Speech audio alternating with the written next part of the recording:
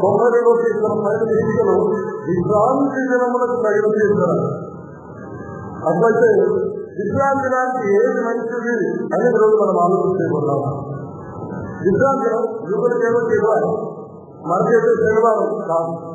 విశ్రాంతి దినం వారికి శనివారం, మనకి విశ్రాంతి దినం లేదు, మనకు ఆరాధన లేదు. అపోస్తుల కార్యాల గ్రంథం 20:6-7 ఆదివారం మేము రొట్టె మాట కనుక దేవుడు మనకి ఇచ్చింది ఆదివారం. అలాగే మధ్యస్థ వార్త 25 ఆదివారమున వెంకలెక్కడమే మధ్యమైన మరియ వేరు మరియ ఏ సమాజానికి వచ్చారు.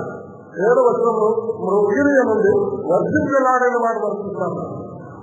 కనుక ఆరాధన ఆదివారం మనం చేస్తాం. అపోస్తుల 2వ అధ్యాయంలో 44-45 వచనాల్లో కొంతమంది ప్రతిదినము దేవాలయంలో సత్కాలు కోరుకొనుకోవాలని కదా కోరుకుంటున్నారు. అయితే ఇంటిగా ఉపయోగిస్తూ ఉన్నారు. రొట్టె విచ్చేదేమో ఇంట్లో రోజు కూర్చునే దేవాలయంలో, కానీ రొట్టె విచ్చేదానికి తీరుగా అపోస్తుల 2వ అధ్యాయంలో చెప్పలేదు. ఇంటిగా కూరుకుంటున్నారు, కానీ దేవాలయంలో అనుదినము కూడుకుంటా ఉన్నారు.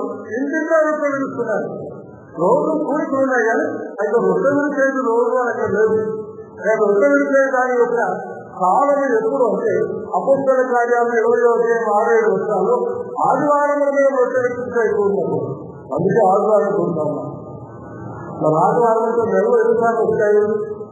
రోజుల్లో 7 రోజులు ఎన్నిసార్లు వస్తాయి? 7 రోజులు వస్తారు. నెలలో ఎన్నిసార్లు వస్తాయి? 4-5 వస్తారు. కనుక ఆదివారం వచ్చినప్పుడు అంతా ఆరాధనలో మనం కూడుకుంటాం. నెలలో ఆదివారమే కూడుకుంటామనే వాళ్ళు ఉన్నారు. దేవుడు వాక్యానికి దానికి ఆధారం లేదు. ఆ 2 ఆదివారాలు కూడుకుంటామని అనేవాళ్ళు ఉన్నారు. అది కూడా ఆధారం లేదు. ఆదివారం అనగానే ప్రతి 7 రోజులు ఒకసారి ఆదివారం వస్తుంది. ఆదివారంలో అనగానే రొట్టె విడిచేదానికి ఒకటే మనం కూడుకోవాలి. మనమందరం ఒక ఆదివారం వస్తాం ఒక నెలలో. ఏంటంటే మాకాలు అలవాటు మన అలవాటు కాదు, దేవుని వాక్యపు అలవాటు ఏంటి, వాక్య పద్ధతి ఏమి అని మనం చూసుకోవాలి. కనుక విశ్రాంతి దినములకు తగిన ఈ కీర్తనలో మనము చదివిన 3 వచనాల్లో మంచిది అన్నమాట. అట్లయితే ప్రభు దినానికి ఏది మంచిది అనే అంశము ఈ కీర్తనలో ఉంది అని మనం చూసుకోవాలి. మంచిదనే పదం బైబిల్లో ఎన్నిసార్లు ఉందని నేను గమనించాను. అది 9 ఏళ్ళు కూడా వస్తుంది. పాత నిబంధనలో 20 పర్యాయాలు మాత్రమే మంచిదని, కొత్త నిబంధనలో పదార్థాలు మంచిదనే పదం 20 సార్లు. పాత నిబంధనలోనే 39 గ్రంథాల్లో 20 సార్లు, 39 గ్రంథాలలో 20 సార్లు అంటే 2 గ్రంథాలకు ఒకసారి జరుగుతుంది అన్నమాట మంచిదనే పదం. కానీ ఈ కీర్తనలో 3 వచనాల్లోనే 3 సార్లు మంచిదని. అందుకే మన వాళ్ళు జరిగిన పాఠాలు 20 కీర్తన జాబులో పాటలో యేసు ప్రభువుని స్థుతించుగా ఏమన్నారు? చిన్న మంచిది కాదు, ఎంతో ఎంతో మంచిది, బహు మంచిది, ఇవే కాదు. విశ్రాంతిలో చెప్పండి, మనకు ఆదివారం ఆరాధనగా ఉండగా ఏది మంచిది మనం ఆలోచన చేస్తాము. ఈ కీర్తనలో 15 వచనాలు ఉన్నాయి. సులువుగా వరకు 3-5 వరకు ధ్యానించవచ్చు. 3-5 అయితే బాగానే ఉంటుంది. అయితే 2వ భాగంలో 5 వచనాలు ఉన్నట్టుగా స్పష్టంగా మనం చూడలేకపోతున్నాం. కాబట్టి నేను ఇచ్చిన కాగితాల్లో 2వ భాగంలో 4 వచనాలు పెడదామనుకున్నాను. 5 పెట్టి వస్తున్నాను. 3వ భాగంలో 6 వచనాలు పెట్టి మనం ఆలోచన చేయవచ్చు.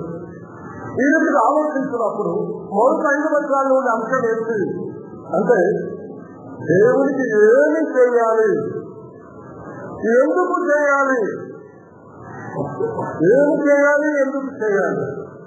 అనగా విశ్రాంతి ఏమి చేయాలి. నేను కొంచెం మాట్లాడి ప్రభు ఏమో మాట్లాడుతున్నాను. ప్రభు దినమున ఏమి చేయాలి, ఎందుకు చేయాలి అనే దాని జవాబు మొదటి 5 వచనాలు మనం చూద్దాము. ఆ తర్వాత 4 లేదా 5 వచనాలు అనుకోండి. 4 లేక 5 వచనాలు 2వ భాగంలో భక్తులు ఎట్లా ఉంటారు, దేవుడు ఎలాంటి వాడు అనే విధానం చెప్పండి. భక్తులు ఏ రీతిగా ఉంటారు, దేవుడు ఏ రీతిగా ఉంటారు, దేవుడు గొప్పతనం ఏంటి, దేవుడు గుణగణాలు 2వ భాగంలో. 3వ భాగంలో దేవుడు తన వారికి చేసే మేలు లేని లేవులు ఏది మంచిది ఆయన లేవులు చేసేవాడు. మూడో భాగం అంటే ఒకవేళ భగవతి నుంచి 15 దాకా అనుకోవచ్చు. ఎందుకంటే 11వ వచనాలు పక్క పెట్టిన 10 నుంచి 15 వచనాల్లో దేవుడు ఏమేమి చేస్తాడు. ఈ 6 వచనాల్లో ఈ 6 వచనాలుగా సుందరంగా గమనిస్తే 3 రెండుగా విడగొట్టవచ్చు. దేవుడు గతకాలంలో చేసిన మేలులు 9-10 వచనాలు ఉన్నాయి. దేవుడు ప్రస్తుతం చేసే మేలులు 11-12 వచనాల్లో ఉన్నాయి. అలాగే గతకాలంలో చేసే మేలులు 10-11 వచనాల్లో ఉన్నాయి. కొత్త కాలంలో చేసే మేలులు 12-13 వచనాల్లో ఉన్నాయి. రాబో కాలంలో చేసే మేలులు 14-15 వచనాల్లో ఉన్నాయి. గతకాలము, కొత్త కాలము, రాబోయే కాలం ఈ దేవుడు మేలులు చేసేవాడు. ఆయన చేసిన మేలులేమో, చేస్తున్న మేలులేమో, చేయబోయే మేలులేమో చివరి భాగం 5 వచనాలు లేదా చివరి 6 వచనాలు చూస్తున్నాం.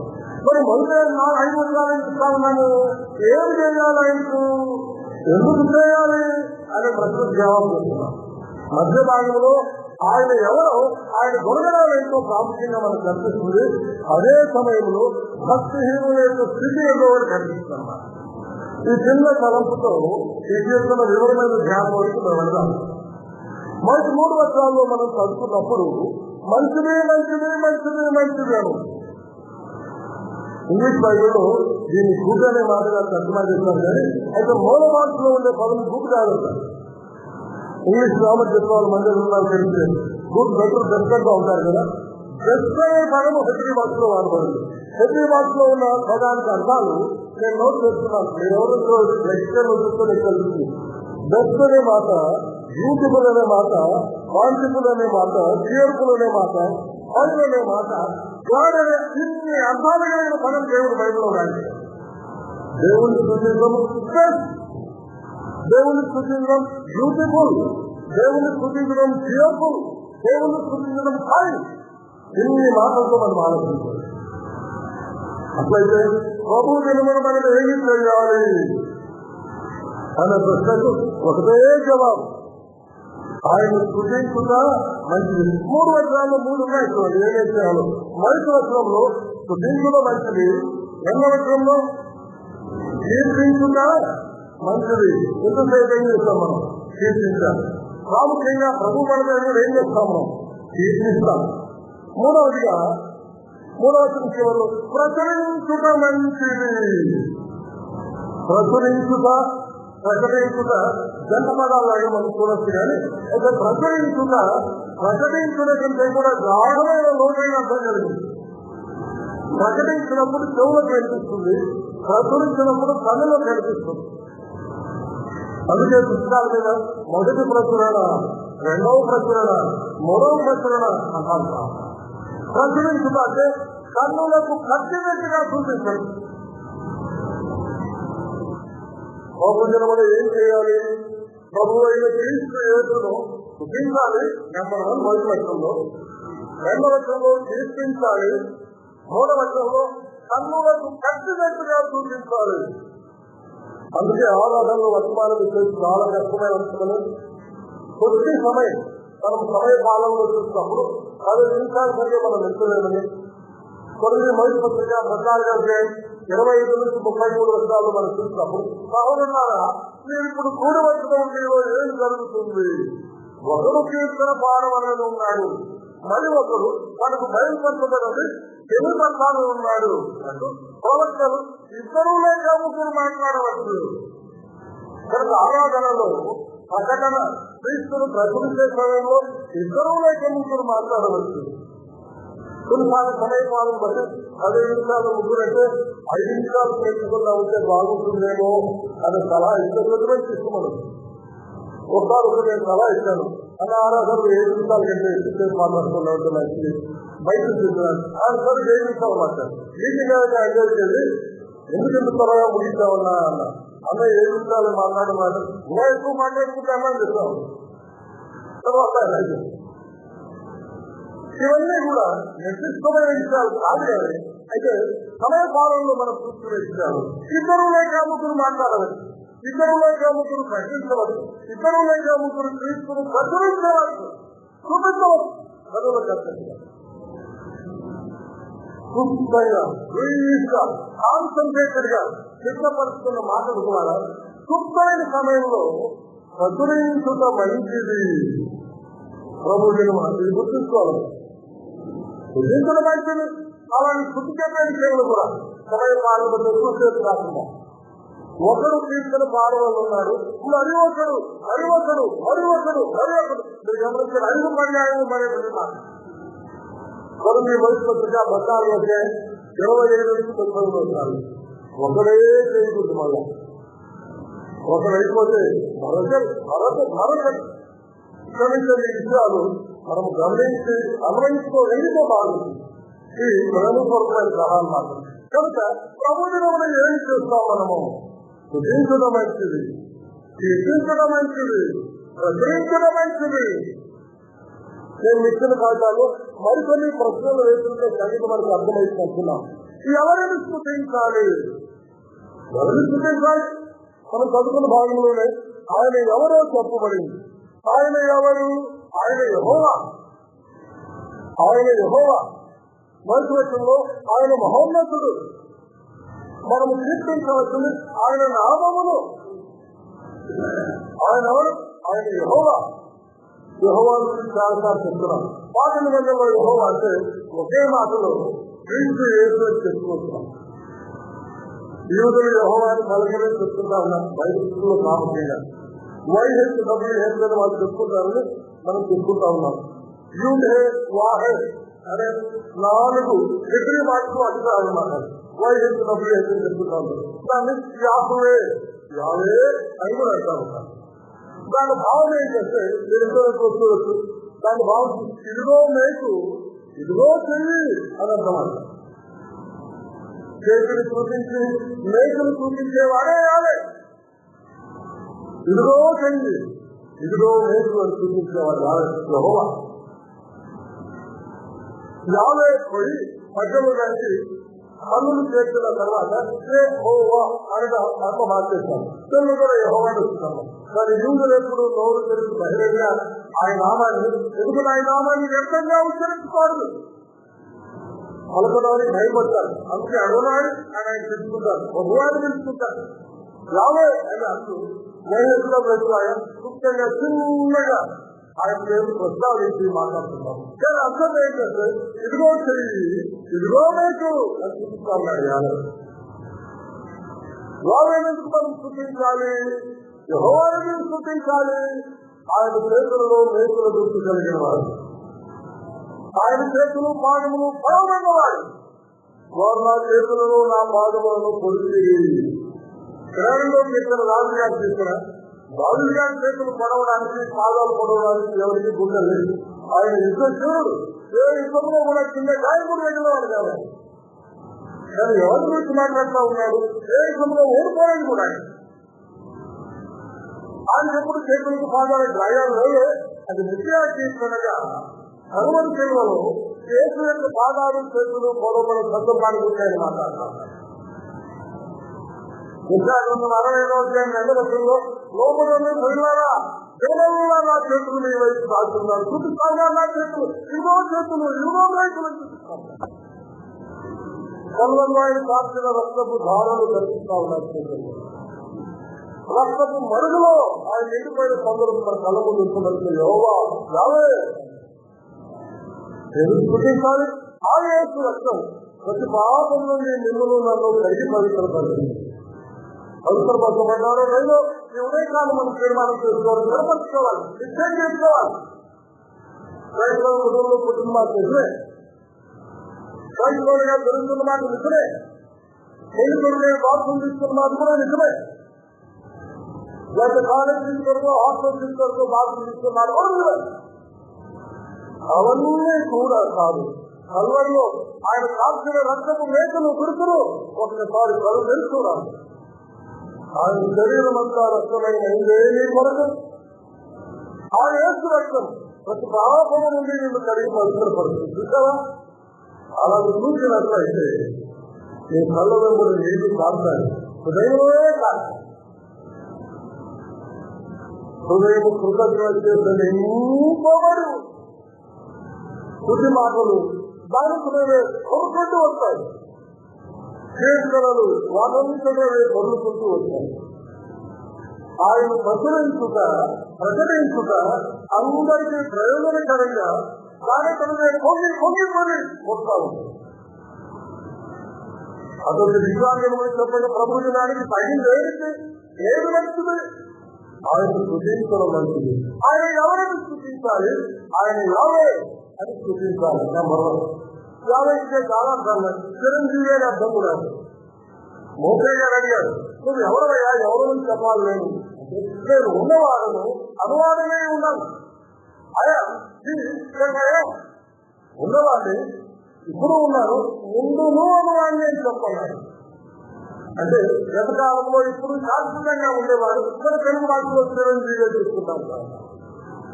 చాలా అర్థాలు ఉన్నాయి. అయితే మనకు అవసరమైన కొన్ని పద్ధతులు చూస్తా ఉన్నాం. ఆయన యెహోవా, ఆయన యావే, ఆయన చిరంజీవి, ఆయన ఉన్నవాడు, ఉన్నవాడు వాడు. రెండవది ఆయన మహోన్నతుడు, ఉన్నతుడు, మహోన్నతుడు. చాలా సార్లు మాకు చెప్తున్నాం. ఎన్నిసార్లు చెప్తున్నా ఆయన అవునది కానీ సంపూర్తిగా నేను ప్రకటించలేదుగానే ఉంటున్నాను. ఆయన అత్యంతమైన ఉన్నతం కలిగిన వాడు, అన్నిటిలో ఉన్నతుడు. మనం పలుకుల క్షేత్రంలో ఎదుగుతున్నా ఆయన నిత్యము మహోన్నతుడు. 4 ఏళ్ళు ప్రధానమంత్రిగా ఉంటారు. ఆ తర్వాత ఒక ఆర్డినరీ మ్యాన్గా ఉంటారు. 30 సంవత్సరాలు ఉన్నతంగా ఉద్యోగం చేస్తూ ఉంటారు. ఆ తర్వాత దిగిపోయినట్టుగా ఉంటారు. ఈయన లాంటి వాడు కాదు. 30 ఏళ్ళు, 80 ఏళ్ళు, 1000 ఏళ్ళు నిత్యకాలము మహోన్నతుడు, నిత్యము మహోన్నతుడు. నీ నామమును కీర్తించిన మంచిది. ఆయన పేరును బట్టి ఆయన కీర్తించాలని చూపిస్తాడు. ఎందుకు? దేవుని నామం, ప్రీతిగల నామం, సాటి లేని నామం, మధుర నామం. ఆయన నామమే మధురమైంది. నిన్ను నన్ను రక్షించిన నామం. మరి ఏ నామమున రక్షణ లేదు. ఈ నామమునే ఆకాశము క్రింద మనుషులకు ఇవ్వబడి ఏ నామమున రక్షణ లేదు. ఈ నామమే యేసునామమే. యేసునామములో యేసునామములోనే శాంతి, యేసునామములోనే సంతోషం, యేసునామములోనే ఆనందం, యేసునామములోనే ఆదరణ. అందుకని ఆయన పేరు పెట్టి ఆయన మనకు చూపించాలి. ఆయన ఎవరు? ఆయన ఎవరు? ఆయన ఎవరు? ఆయన నిత్యము మహోన్నతుడు. ఆయన ఎవరు? ఆయన నామమే గొప్పది. యేసునామం. యేసునామం దయ్యాలు వణుకుతాయి. యేసునామం పరిగెత్తిపోతాయి. యేసునామం అంటే భయం. ఆయన భయంకరుడు కాదు. అంటే యేసు అనేది మహోన్నతులైన వాడిగా మనం చూస్తాము. కనుక ఆయన ఎవరు అని స్థుతించాలి అనే మాటలు మనం జవాబుగా చూసుకుంటా ఉన్నాం. మంచిది. ఎప్పుడు స్థుతించాలనే మాటలు మనకు కనిపిస్తా ఉన్నాయి. ఎప్పుడు స్థుతించాలి? 3వ వచనంలో ఏముంది? ఉదయమున నీ కృపను ప్రతి రాత్రి ఈ విశ్వాస్యతను నేను ప్రచురము చేస్తాను. ఉదయమున మొన్నటి ఉదయకాలం ఫోన్ చేశాను. బాగా నిద్రపోతా ఉన్నాను. మరి మళ్ళా మాట్లాడమంటారంటే మళ్ళా మాట్లాడలేకపోతాను. మళ్ళీ ఆయన మాట్లాడలేదు. నేనేదో చూస్తూ ఉంటే ఒక ఉద్యోగంలో భద్రంగా ఒక మనసు మాట్లాడారు. ఉదయం ప్రభుత్వాన్ని మీరు చదవండి. It's not late my son అంటారంట. ఇది నాకు ఆలస్యం కాదు ప్రభువా, నా కుమారుడానికి పనిచేయం లేవు అంటారు. ప్రభువా అది పొద్దున పిలిస్తే వాళ్ళిద్దరు ముందు నాకు మళ్ళీ లేదు. నాకు ఆలస్యం కాదయా, నేను అడిగున్నా, నువ్వేం అడిగలేదు, చెప్పులేదా అని సిద్ధంగా ఉంటారని భద్రంగా ఉన్నారు. అమ్మ ఎంత బాగుంటుంది. నాకు అలాంటి ఆలస్యం రాలేదు. ఎందుకు ప్రతి ఉదయం ఆయన మనము స్థుతించాలి అని అన్నారు. ప్రతి ఉదయమున నీ కృపను, నీ నామాన్ని జ్ఞాపకం చేసుకుంటాను, యావేని జ్ఞాపకం చేసుకుంటాను, నీ ఔన్నత్యాన్ని జ్ఞాపకం చేసుకుంటాను. ప్రతి ఉదయమున నీ కృపను. 1:8 కృపచేతనే మీరు రక్షించబడి ఉన్నారు. ఇది నీ వల్ల కలిగింది కాదు. ఇప్పుడు రాత్రి చెప్పండి కొన్నిసార్లు మేము బాగుంది నేను మూడు పెడతా ఉన్నాం. అన్ని బాగుంది, మంచి బాగులు వస్తా ఉంటే అన్ని బాగుందా ఆయన నడిపించాలి. అన్ని బాగుంటాయని రక్షించాలి. నేను ఏమి బాగలేదని ఆయన రక్షించాలి. ఆయన మంచివాడు. మనం మంచితనము లేదని మనం గుర్తుంచుకోవాలి. తర్వాత మనం చూస్తాం మనం చెప్తున్నగా చూద్దాం. 6-7 వచనాల్లోనే ఏముందో చూడండి. 6-7 వచనాల్లో మన స్థితి ఏంటో చెప్పండి. మనకు ఇప్పుడే చూద్దాం. 6-7 వచనాల్లో మన గురించి ఏం చెప్పబడింది? 6వ వచనం పశుప్రాయులు ఎవరన్నమాట మనం నిశ్చితం లేదేమో కదా. ఎవరైనా మీరు పశువు అన్నారు ఎప్పుడైనా నన్ను కాదు గాడు కానీ దాన్ని ఏమంటే ఒక తల్లి ఎన్ని సార్లు ఉన్నారో నా కొడుకు మీటింగ్ లోనే గడిచింది. మన దేశంలోనే ఇది ఉందా, వేరే దేశాల్లో కూడా ఉందా అంటే నేను తెలుగు వెళ్ళినప్పుడు వాళ్ళంతా వాళ్ళు ప్రార్థన వాళ్ళ కవ్వు అని అంటారంట. తెలుగు ఆవులు వాళ్ళంతగా ద్వేషిస్తారంట. మనం రాజు అనేది కవ్వు అని అంటారు. ఇంకోసారి మాస్టర్ దేశాలు ఉంటున్నప్పుడు ఒక యూదురాలు వాళ్ళ కొడుకును అంటా ఉంటారు. ఓహో విలువలు నోరు మేమంటారేమో నాకు. కనుక నోరు తెలిసి దుర్భాగ్యాలు అలవాటు మనందరికీ పశువులాగా ప్రవర్తించే మనకు అలవాటు ఉంది. అందుకే రాజాని కుక్కని పందేని చిల్లని ఎన్నో రీతులుగా పేరు పెట్టుబడి అంటా ఉంటారు. పశువాన్ని కూడా అంటారు. పశు ప్రాయులారా ఎవరు మనము అంటే మనమే, ఎవరో కాదు నేనే పశుప్రాయులుగా జీవించిన వాళ్ళు. ఆ తర్వాత మాట ఏంటంటే పశుప్రాయులు వారిని గమనించారు అన్నారు. తర్వాత మరికొన్ని పేరు అవివేకులు, ఆలోచన చేయరు. ఆలోచనలో అవివేకులుగా ఉంటారు. వివేక్ చెప్పారు, వివేకమే నేనేమో వివేకం పేరు చెప్తున్నారు. కానీ వివేకించు జీవితంలో ఉన్నది ఆలోచనే ఉండదు. క్లిష్టమైన సమయంలో క్రీస్తుగా స్వీకరించాలని ఆలోచన చేయరే కొంతమంది అతను ఒకసారి చెప్పినా నేను మళ్ళా చెప్తాను. క్రిస్టియన్ వాళ్ళ కుమార్తె కనిపించింది. ఏం చేస్తున్నాం ఆయన జీవితం అయితే 3 సంవత్సరాలు ఎందుకు ప్రభు నమ్ముకున్నామని చాలా సార్లు అనుకుంటున్నాను కానీ అనుకుంటుంది కానీ ఇది చిన్న తీర్మానం చేయడానికి సమయం దొరుకుతుంది. జీవితం గడుపుకోవడానికి సమయం ఉంది. అయిపోయి ఉద్యోగాన్ని 3 సంవత్సరాలు గడపడానికి సమయం ఉంది. కానీ చిన్న తీర్మానం జీవితంలో చేసుకోవడానికి సమయం లేదా? వివేచన కలిగిన వాళ్ళే ఆలోచన వివేచించరు అవివేకులుగా ఉంటారు. వివేకం లేని వాళ్ళు కనుక భక్తులు లేకుంటారు. భక్తుకాయలను ఒకటి, వివేకం లేని వాళ్ళు ఒకటి. ఇంకో కొంచెం చెందుకొస్తే చెడు పనులు చేయవారు. మౌనంగా ఊరికెళ్ళింటారో ఊరుకోరు, చెడ్డ పనులు చేస్తూ ఉంటారు. పనులు చేయడం మంచిది, మంచిదని మంచి పనులు చేయడం మంచిది కానీ చెడ్డ పనులు చేయడం మంచిది కాదు. కానీ మంచిది చెడ్డ పనులు చేసేవాళ్ళు భక్తిహీనులు అని ఇక్కడ ఉంది. కానీ మాత్రం నేను ధ్యానిస్తున్నప్పుడు భక్తి కలిగిన వారిని చెప్పుకునే వాళ్ళు కూడా చేయడం లేదు అన్న ప్రశ్నలు కలిగేది. భక్తి కలిగిన వారిని చెప్పుకుంటున్నాం కానీ మనం కూడా కొన్నిసార్లు చెడు ఆలోచనలు, చెడు తలంపులు, ఇతరుల మీద చెడు ఉద్దేశాలు కలిగి ఉన్నాము. కలిగి ఉండకూడదు విశ్వాసం.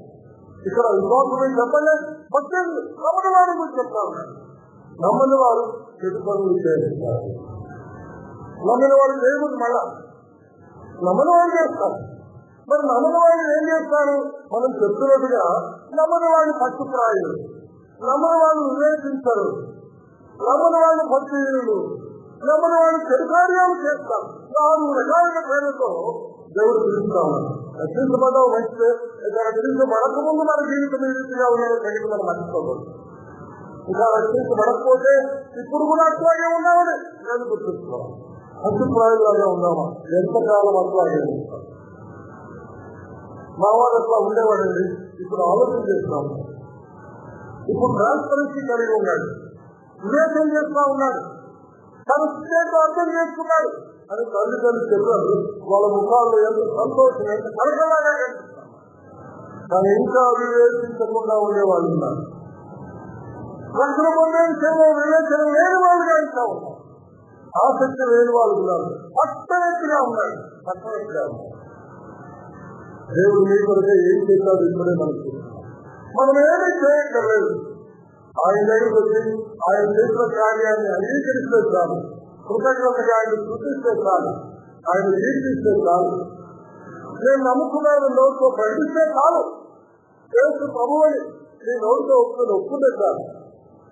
దేవుడు ఆయన ముట్టులోంచి వేరే నీ హృదయంలో విశ్వాసం వస్తుంటే హృదయంలో విశ్వాసం నవ్వుతో ఒప్పుకోదు. నీవు రక్షించబడి రోమా 10:9 ఆమాడుతున్నాను. ఇప్పుడు ఒప్పుకున్నావా? హృదయంలో నమ్మావా? నమ్మలేస్తున్నావా? ఈసారి మనం పరిష్కారం చేసుకోవాల్సిన అవసరత ఎంతైనా ఉంది.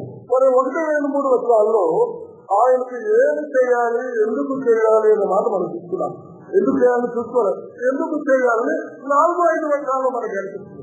ఎందుకు చేయాలని 4వ వచనం ఎందుకనగా అక్కడే ఉంది. దాన్ని బట్టే మనం ఎందుకు చేయాలనుకుంటాము. ఎందుకనగా యెహోవా నీ కార్యముల చేత నీవు నన్ను సంతోషపరుస్తున్నాను. ఆయన కార్యాలు చేసే దేవుడు, చెప్పే దేవుడు మాత్రమే కాదు, చేసి చూపించే దేవుడు. ఆయన కార్యములు చేసే దేవుడు. ఏ కార్యాలు? నేర్పించే కార్యాలా? కష్టపడే కార్యాలా? బాధపరిచే కార్యాలా? మనసులో ఒప్పించే కార్యాలు కాదు కాదు, సంతోషపరిచే కార్యాలు. ఒక నిమిషం తర్వాత దాన్ని ఆలోచన చేద్దాం. తర్వాత ఏమన్నా నీ చేతి పనులను బట్టి ఉత్సాహించుతున్నాను. ఆయన పని చేసేవాడు తన చేతులారా చేసేవాడు, మనకు ఉత్సాహాన్ని కలిగించేవాడు. ఆయన కార్యాలు కానీ ఆయన పనులు కానీ మనం సంతోషపడితే ఉత్సాహించేది. ఇది మనకు ఒక పాఠంగా ఉంటుంది. నువ్వు ఏ కార్యం చేసినా, ఏ పని చేసినా నీ తోటి సహోదరులకి సంతోషము ఉత్సాహం కలుగుతున్నా లేదా? కలగకపోతే ఆపేసేది. దుఃఖమైతే అసలే కలగకూడదు. నీ దేవుడితో నిర్ణయించేవాడు కాదు. ఆయన కార్యములను బట్టి సంతోషాన్ని కలిగించేవాడు. ఆయన చేతి పనులను బట్టి ఉత్సాహాన్ని కలిగించేవాడు. నీ జీవితంలో సంతోషం ఉందా? నీ జీవితంలో ఉత్సాహం ఉందా? ఎవరిస్తారు? ఆయన చేసిన కార్యాలను బట్టి, ఆయన చేసిన పనులు బట్టే కలిగిందని మనం గుర్తుంచుకోవాలి. అందుకే మనం ఏమనుకున్నాము, ఎందుకు స్థుతించాలి? నేను సంతోషించిన దేవుడు ఆయన, నేను ఉత్సాహపరిచిన దేవుడు ఆయన. ఈ కేవలం మాటలు చెప్పిన వాడు మాత్రమే కాదు, కార్యములు చేసిన దేవుడు, చేతి ద్వారా పనులు చేసిన దేవుడు. కొంతమంది పైన కూర్చొని చెప్తా ఉంటారు, చేయరు.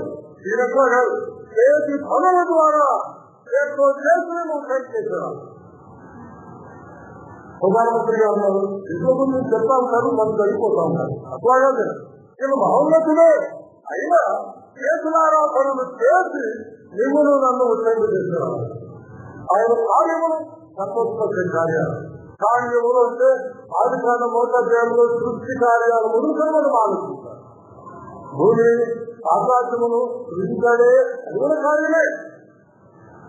అది కార్యమే. 115వ కీర్తన 15వ వచనంలో ఆకాశము సర్వశంలో పెట్టుకుని భూమిని నిర్వహించాడు, మన కొడుకే ఆయన భూమిని సృష్టించాడు. ఎంత గొప్ప దేవుడు! మానవుని సృష్టించక ముందే మానవుని వాళ్ళకి యోగ్యంగా భూమిని సృష్టించాడు. వేడినివ్వడానికి, వెలుగునివ్వడానికి, సూర్యుని చంద్రమంతా కేవలమో చేశాడు. ఆయన కార్యములు చేతి పనులు, చేతుల ఆరాధనలు మనం తీసుకున్నాడు. ఎర్రమను కారణం అంటే ఎదురు భాషలో ఎర్రమను తీసుకున్నారు. నల్లమను తీసుకున్నాడు, కొత్తమని తీసుకున్నారు. ఈ ఎర్రమను ఎండలో ఎండిపోయి నలుపుగా మారిపోయిందంటే ఏం లేదు. ఎండ తీవ్రత తీసుకోండి, ఎండబడే ప్రాంతాల వల్ల ఉంటాయి. ఎండబడే లోపల మారిపోయి తీసుకోండి, డిఫరెంట్ గా ఉంటుంది. ఎర్రమన్నుగా ఆయన తీసుకున్నారు, ఎర్రని వాడుగా చేసుకున్నాడు. కారణం అంటే ఎర్రనివాడు. పాపం చేసి అపరాధాలు చేసి మనసుగా పాడేసుకొని ముఖంలో కలంతో పోగొట్టుకొని ఆరోగ్యాన్ని పోగొట్టుకొని నలిగిపోయి శరీరము తగ్గులిపోయి చచ్చిపోయి ఈ రీతిగా చేస్తున్నా కానీ ఆయనకే చేస్తున్నవాడు వాడు. ఎట్లా చేశారని నీ చేతి పనులను బట్టి నాకు ఉత్సాహం కలుగుతా ఉంది. చేతులారా చేసి అందుకే తప్పు చేసినా నా చేతుల్లో చేస్తున్నాను. నేను చెప్పించగలను. నేను నిమిత్తమై నేను చెప్పించబడింది అన్నాడు కానీ నేను చేపిస్తున్నాను లేదు. నేను ఏ తప్పులు చేయలేదు. నేను మంచితో మనం చేయబడ్డాం కాబట్టి మనల్ని చెప్పించకుండా ఏ మంచితో ఎవరిని తీసుకుంటారో ఆ దేవుడు ఆయన చెప్పించారు. నేను నిమిత్తమై నేను చెప్తున్నాను, నేను చెప్పించను. ఇదివరకు నేను తీసుకున్నాను, నా చేతులాగా తీసుకున్నా, ఉద్యోగం కలిగించే వ్యక్తిలాగా చేసుకున్నాను, అలాగా ఎరవలాగా చేసుకున్నాను. నువ్వు పాపం చేసి అపరాధాలు చేసి అతిక్రమాలు చేసి నల్లని వాడిగా మారిపోయినావు, రోగిస్తున్నైపోయినావు, ఆరోగ్యంగా పాడు చేస్తున్నావు, అన్ని పాడు చేస్తున్నావు. అయినా నేను చర్చించాను, నీ పాపాన్ని క్షమించడానికి సిద్ధమని కలిగి ఉన్నాను. నేను నిమిత్తమై నీవు కేవలం దేవుని చర్చిస్తున్నాను అని చర్చించాను. ఎంత విచిత్రమైన దేవుడు వస్తున్నాడు, ఎంత విషయ దేవుడు వస్తున్నాడు. కనుక ఆయన కార్యాలు, ఆయన చేతి పనులు మనకు ఉత్సాహాన్ని కలిగించాయి. ఇవన్నీ ఆలోచన చేస్తుంటే ఎందుకు ఆయన సృష్టించాలో మనకు అర్థమవుతుంది. ఇక్కడ మనం ఎక్కువసేపు ఉన్నాయి కదా, ఎందుకు వెళ్ళిపోవాలి. మనం 4-7 వర్షాల్లో కొన్నాం, 6-7 వర్షాలు కూడా చూసుకున్నాం, ఒక రీతిగా అనుకోండి. ఇప్పుడు 8వ వర్షానికి వస్తాం. 8-9 వర్షాల్లో దేవుని గొప్పతనాన్ని గురించిన మాటలు మనకు కనిపిస్తాయి. ఏంటది? యెహోవా, నేను ముందే చెప్పాను, ఆయన నిత్య మహోన్నతుడు. ప్రతి ఉదయం మాత్రమే ఆయన స్థుతించవలసింది అది కాదు, ప్రతి రాత్రి కూడా దాన్ని మనం సాధించుకుంటాం. ప్రతి రాత్రి విశ్వాసం చేశాను, నమ్మకత్వాన్ని ఆయన నమ్మలేదు. ఆయన విశ్వాసం ఎంతో గొప్పగా పాటుపడుతుంటాం. మనము తగిన వారు, ఆయన నమ్మలేని వారు. ఆయన నమ్మకత్వం గొప్పది, ఆయన విశ్వాసత గొప్పది. ఆయన ఏ రీతిగా మనం ఆయన నమ్మాలంత గొప్ప విశ్వాసం కలిగిన వారు. కనుక ఉదయకాలం మొదలుకొని సాయంకాలం వరకు నిత్య మహోన్నతుడు కాబట్టి నిత్యకాలము ఆయన కృపను, ఆయన విశ్వాసతను జ్ఞాపకం చేసుకుంటూ మనం ఆయన స్థుతించాలి, చర్చించాలి, ప్రసిద్ధి చేయాలి, ప్రకటించాలి, ప్రచురించాలి. అలాగే మన సమయాన్ని ఏ రీతిగా గడపాలో మనం గుర్తిస్తూ ఉన్నాం. సమయ భావన ముందే అనుకున్నామే, మన డైలీ షెడ్యూల్ దీని మనం మార్చుకోవాలి. ప్రతి ఉదయం మొదలుకొని ప్రతి సాయంకాలం వరకు నిత్యము ఆయనలో, ఆయన గుణగణాలు ఆలోచన చేసుకుంటూ మనం ఆయన స్థితించవలసిన వారు.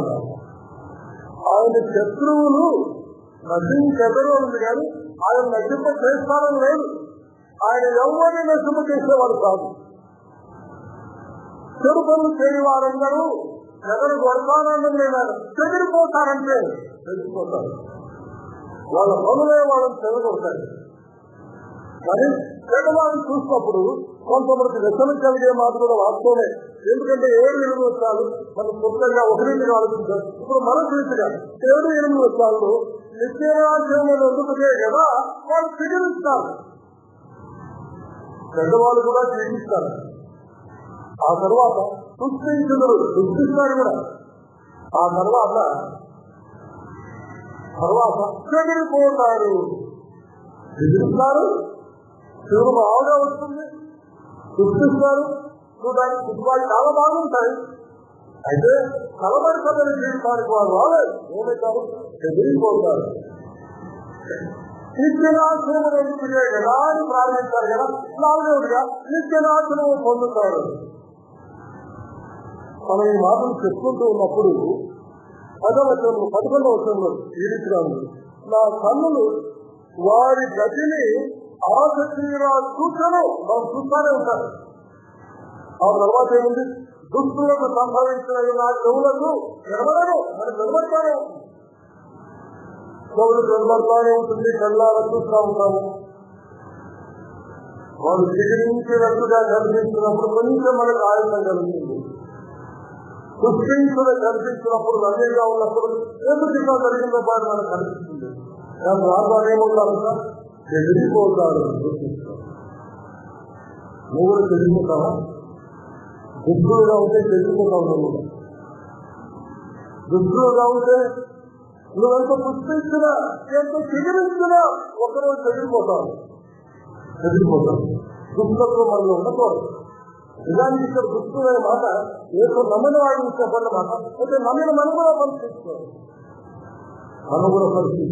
మనలో ఎప్పుడైనా ఏ సందర్భంలో కనిపించినా, మనము చెగిరించినా, మనము పుష్పించినా, మనము చదవగొట్టబడ్డామని చూసుకోవాలి. కనుక దేవుని పెట్టిన కొంచెం తర్వాత భాగంలో మనము నీతిమంతులు మనం పిలువబడతా ఉన్నాం. నీతిమంతులు ఖర్జూర విషయం వలె, సమాన విషయం వలె కొన్ని బైబుల్లో మగోరాయుడు ఏసు నమ్మిన వారు నీతిమంతులు. వీళ్ళు కూడా మగ వేస్తారు, అంటే వీళ్ళు కూడా పుష్పిస్తారు. భక్తిహీనులు చిగురించి పుష్పిస్తారు, నీతిమంతులు కూడా పుష్పించాలి. నేను వాళ్ళ పుష్పాలకు వీళ్ళ పుష్పాలకు తర్వాత తేడా మనకు కనిపిస్తుంది. ఏంటో వాళ్ళ పుష్పాలకు మన పుష్పాలు తేడా 10 నీతిమంతులు కర్దూర వృక్షము వలె మౌనైదురు లబానోను మీద దేవదా వృక్షముల ఎదుగురు. నీతిమంతులేమో ఎదుగుతారు, భక్తులు కదలగొట్టబడతారు. డిగ్రీ చేసే వరకు పుష్పం చేసే వరకు తేడా కనబడడం లేదు. కానీ ఆ తర్వాత నీతిమంతుల్లో ఎదుగుదల కనిపిస్తుంది. 13వ వచనంలో వర్ధిల్లుట కనిపిస్తుంది. చాలాసార్లు 1900 యోహాను పత్రికలు ధ్యానించిన సమయంలో పాటిస్తున్నాం. 3వ యోహాను పత్రికలో రాయు అనే ఒక భక్తులు ఉన్నారు. 1900 అంతటిలో కూడా వర్ధిల్లినాడని ఆయన ఒక్కరి విషయం మాత్రమే. అయితే ఎక్కువ విషయం ప్రభు విషయం ఉంది. ఆ తర్వాత గాయ విషయం మాత్రమే మాకు రాయండి. 11 ఆయన అనుమతించలే రాయండి. నీతిమంతుడు మరి గాయ ఎందుకు వర్ధిల్లాడు? నీతిమంతుడుగా జీవించాడు కాబట్టి వర్ధిల్లాడు. భక్తిహీనమైన జీవితం కనబడితే ఏమైపోయాడు? జీవించినా పుష్పించినా ఒకరోజు చదవబడతాడు.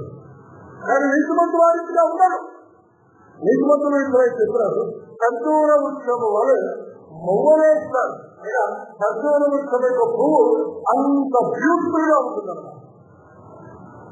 దాని ఎదురు బాగుంటుంది, దాని ఉద్భవం బాగుంటుంది, చదవబడదు. మరి ఏమైతుంది? ఎదుగుతుంది.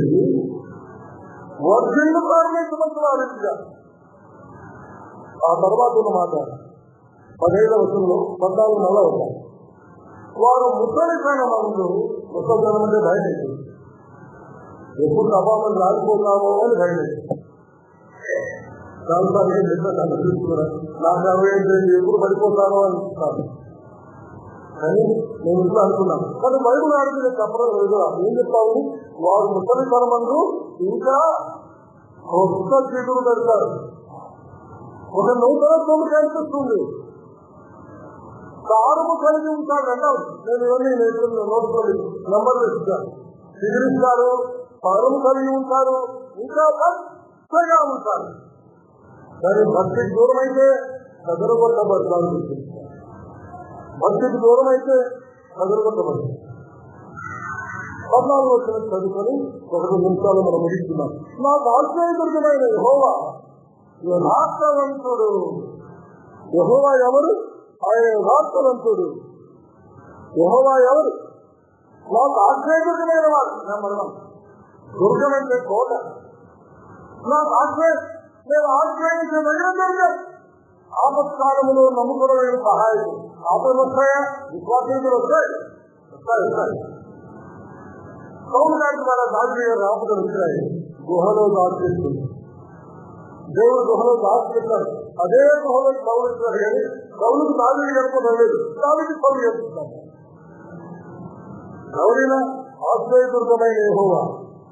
నంబర్ 2 యథార్థవంతుడు. నంబర్ 3 లేని వాడు.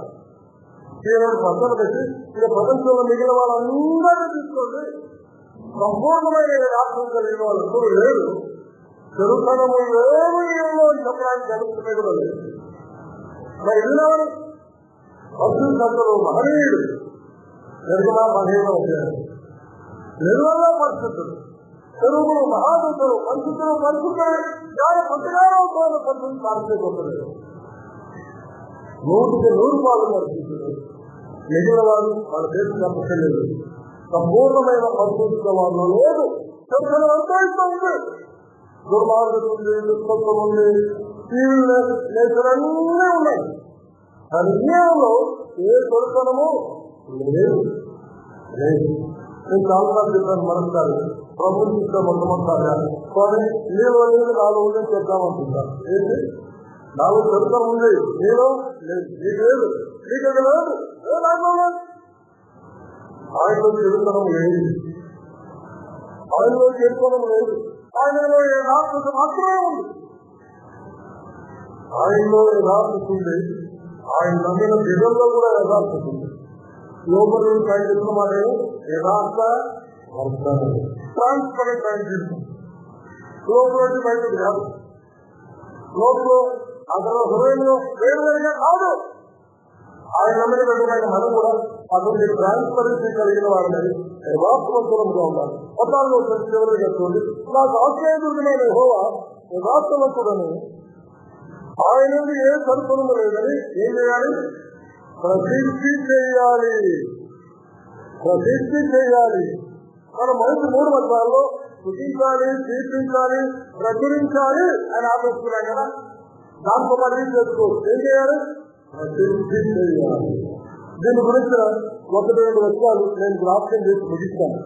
76వ కీర్తన మొదటి వచనంలో ఈ రీతిగా ఉంది, యూదాలో దేవుడు ప్రసిద్ధుడు, ఇశ్రాయేలు ఆయన నామం గొప్పది, ఆయన గొప్పవాడు ప్రసిద్ధుడు. మరి ఎరువులను ఏం చేయాలి? ఆయన నామమును ప్రసిద్ధి చేయాలి.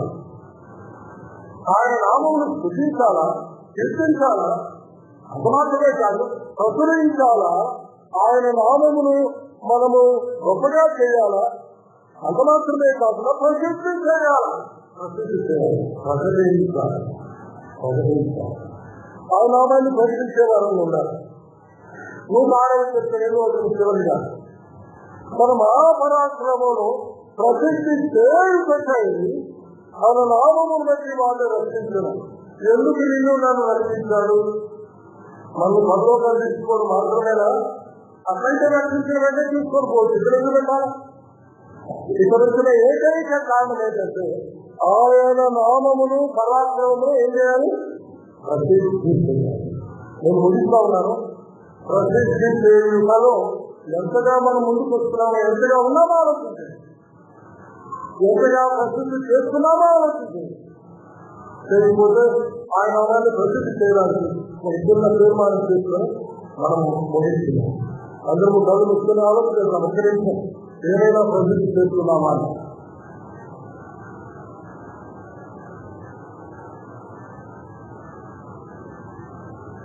ఆయన ఎవరో చూస్తున్నాం, ఆయన ఏం చేయాలో చూస్తున్నాము, ఎందుకు చేయాలో చూస్తున్నాం, ఆయన గుణం ఏంటో చూస్తున్నాం, మనకు ఆయన చేస్తున్న మేలు, చేస్తున్న మేలు, చేయబోయే మేలు ఎన్నో ఉన్నాయని చూస్తున్నాం. ఆయన మన దగ్గర కోరేది వస్తే ఆయన నామము, ఆయన గొప్ప కార్యాలు, గంభీరతను ప్రసిద్ధి చేయాలి అని కోరుతాను. ఎక్కడెక్కడ మీరు సర్వలోకానికి వెళ్ళండి, సర్వ సృష్టికి చెప్పమన్నా ఈ గొప్ప బాధ్యత మనమే ఇచ్చారు. ఒకవేళ మీకు ఇష్టమైతేనే నీ నామాన్ని ప్రసిద్ధి చేయడానికి నాకు సహాయం చేయించుకోవాలి. నా ప్రార్థన, నాకున్న వనరులు, నాకున్న సమయం చాలా సహకరించడం లేదు.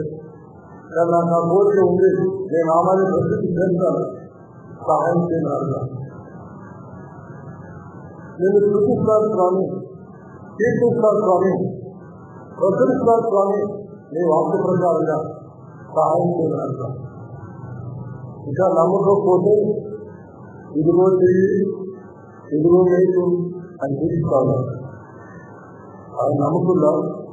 ఆయన కుమారుగా కుమార్తెలుగా ప్రయోజనం ఉదయకాలం మీ బిడ్డమైన మమ్మల్ని సందులో కూర్చొని మా అనుగ్రహించిన వర్తమానం కొరకు పూజిస్తున్నాము, సూచిస్తున్నాము. కొన్ని